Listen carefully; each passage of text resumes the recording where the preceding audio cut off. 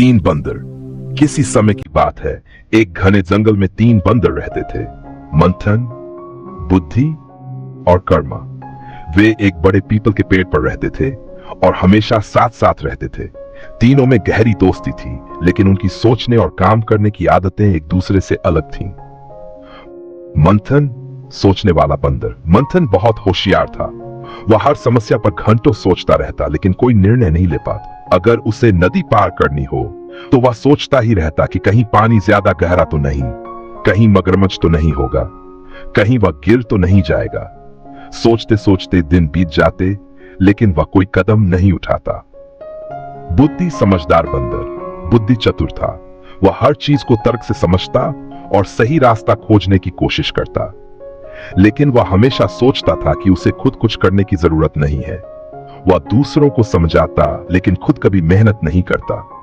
अगर कोई पेड़ से फल तोड़ने की कोशिश करता तो बुद्धि कहता, देखो तुम्हें यह इस तरीके से करना चाहिए, लेकिन खुद कभी फल नहीं तोड़ता। कर्मा, मेहनती बंदर।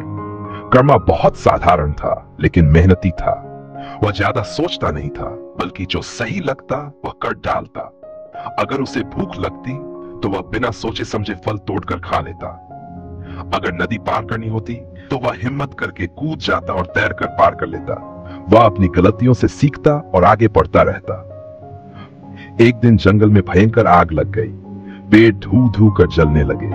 तीनों बंदर खतरे में पड़ गए। मंथन सोचने लगा, किधर भागें, क्या करें? लेकिन सोचते सोचते आग पास आ गई। बुद्धि कहने लगा, हमें ऊंचे पेड़ों पर जाना चाहिए, लेकिन वह खुद कुछ नहीं कर रहा था।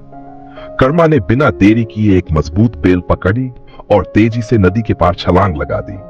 उसने मंथन और बुद्धि को भी आवाज दी। तब वे समझे कि सोचने और बोलने से ज्यादा जरूरी है काम करना। वे भी कर्मा की तरह बेल पकड़कर कूद गए और तीनों सुरक्षित बच गए।